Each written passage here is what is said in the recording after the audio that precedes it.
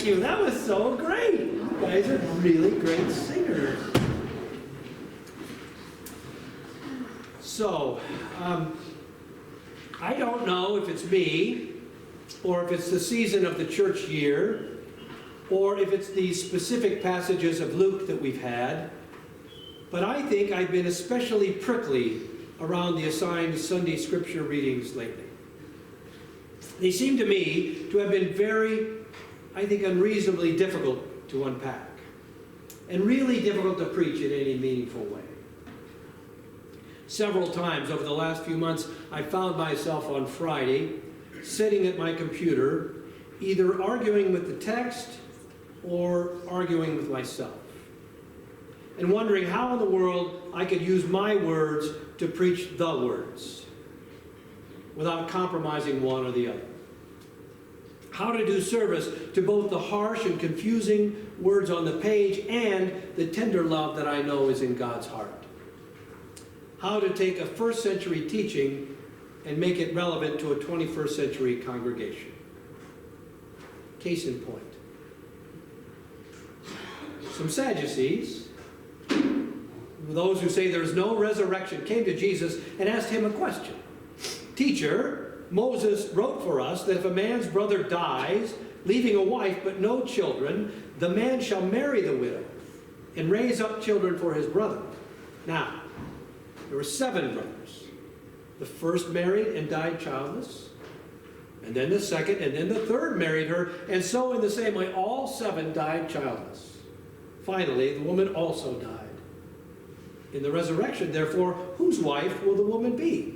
For the 7 had married her. Jesus said to them, those who belong to this age marry and are given in marriage, but those who are considered worthy of a place in that age and in the resurrection from the dead neither marry nor are given in marriage. Now, does that trouble you at all? Anybody?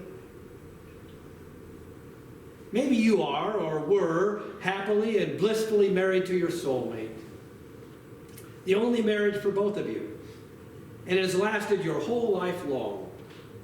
Of course you think, in heaven, it will just be a continuation of my life with good old Fred. Plus, we're both going to have our perfect bodies. That's what Paul says. So, heaven, all right. There's that. Not too bad. Yeah. Or maybe you have, as I have, had more than one marriage. What happens then? Who do you go to dinner and the movies with in the great afterlife? Yeah? Don't you ever think about this stuff? I do. Is it just me? It's just me, huh? I think about this. Right? 7 husbands, 1 wife. Who will she be with in heaven? So I put this question to my soulmate. This week, Jill, the other morning at breakfast. Jill has also been married before, as I have. And so I said to Jill, who will you be married to in heaven? And Jill, without missing a beat, says nobody. But I'm going to live with you. Isn't that great? Yeah, that's what I thought. So smart, my wife. Yeah. Best answer I've ever heard to that question. And really the most comforting sermon I've ever heard on this text. Great answer. But not exactly what Jesus was talking about. Because who we marry or who we live with in heaven actually was not the question that the Sadducees were asking. And this disconnect between the questions the text is answering and the ones we want it to answer is at the heart of why we so often struggle with Scripture. The question the Sadducees were asking, which is the same one that several others have asked so far in Luke, and really it is the central question of each of the 4 Gospels, is this. Who is this Jesus really? That's the question they're asking. And that's the question the Gospels answer. No matter what we think they're saying, what they're really answering is, who is this Jesus really? And it gets asked 3 ways. First, the first way it gets asked is, who is he? like a real question, like who is he? And then the second way it gets asked is, who does he think he is? Like an accusation. Who does he think he is? And finally, the third way it gets asked is who do you think he is? Which turns out also to be an accusation, and a dangerous one, because the answer to that question could be the difference between your life and your death. Because people took these things very seriously in those days. You had to be careful who you aligned yourself with and what you said, particularly around religious issues. So, what is really going on in this text for the people who asked it and Jesus who answered it is this. A group of powerful and influential and established religious leaders are challenging Jesus. They say, you are some hotshot preacher that is spouting off a lot around here lately. You're attracting quite a following and drawing large, adoring crowds. They say you're quite the teacher, a Jew, a prophet, some say. Some have even said, Messiah. Okay, Mr. Hotshot, answer this one. You are teaching about a resurrection, a heaven, a life beyond this life, which the Sadducees did not believe in. Answer this, then, they said. And then they pose their intentionally unanswerable riddle. Unanswerable, of course, except for Joe. And the answer that Jesus gives them is less satisfying for us because we're asking a different question entirely. See? But to them, it totally blows their question of identity out of the water. Jesus said this, I speak on behalf of the God of the living. His pointed answer to their riddle is that the resurrected life is completely unlike our earthly life. Relationships are different, bodies are different, authority is different.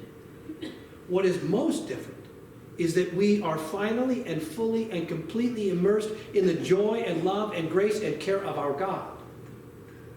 The same God who spoke the world into existence and who called us into being and who sustains us in our living and who claims us at our dying. This God, Jesus says to his opponents, this God that you claim to know does not die, cannot die, and will not tolerate dying for those who love and know him. The way you speak of God, Jesus says, is as though God ruled over a kingdom of corpses, the God of the great graveyard. Because you look around and you see that living things die and the dead people stay dead. But, he says, you also believe in Abraham and Isaac and Jacob, right? And now the Sadducees must feel a trap coming, but they have to nod, yes, they do believe in the patriarchs. And Jesus says, and Moses, remember Moses? You believe God spoke to Moses from the bush, right? Of course they say, we are Jews, aren't we? So God speaks from that bush and calls Moses to save the Hebrews from slavery. And God says, go tell your people from the bush. God tells Moses this. Go tell your people that the Lord, the God of your fathers, the God of Abraham, the God of Isaac, the God of Jacob, has sent me to you. Why would God, Jesus says, invoke these names if they were just dead guys? God is the God of the living, he says. God, he says, has claimed them beyond the grave. See, the point is not whether Abraham will eternally be married to Sarah or to Hagar. That's the question we ask, but that's not the question that Jesus is answering. The point is that Abraham is alive with God because God is the God of the living and not the dead. Abraham lives with God. Isaac lives with God. Jacob lives with God. Sarah lives with God. Hagar lives with God. And the Sadducees will live with God. And we will live with God. That's the point. We have Jesus' word on it. Jesus, who it turns out is so much more than an itinerant preacher or prophet, who speaks with so much more authority and power than the religious leaders of any age. What the sleeping arrangements will be in heaven, we can't know. We can guess and we can hope, but we can't know. My money's on Joe, for what it's worth. But in the end, the point is that God is the God of the living, and that Jesus is God's Son. And we belong, therefore, eternally to God through the mystery and the power of his resurrected life. That's the point. Amen.